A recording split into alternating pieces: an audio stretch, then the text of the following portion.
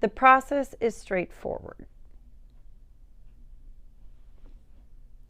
Start by describing the crisis behavior you are trying to stop. A crisis behavior is any behavior that in the short term, long run, or both is damaging to your self-interest and your well-being. Next, examine the advantages and disadvantages, which we are calling the pros and cons of the crisis behavior, of acting on your crisis urges. Consider both the short-term and long-term consequences of the behavior you are examining.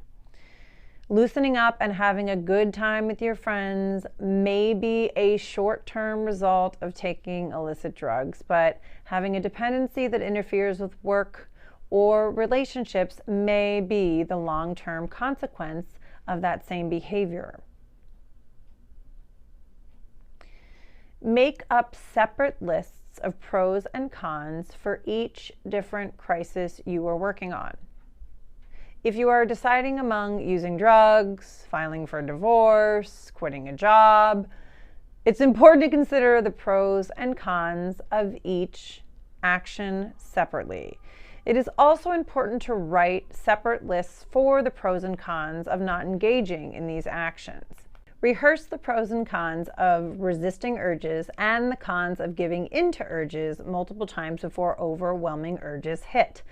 Such a rehearsal makes it more likely that the pros of avoiding destructive behavior and the cons of engaging in destructive behavior pop into your mind when needed. You will start to sense the long-term benefits of avoiding destructive behaviors and start to resist the immediate benefits of destructive behaviors. Review the pros and cons written earlier when an overwhelming emotional urge hits. If they are not available, this is the time to write the pros and cons.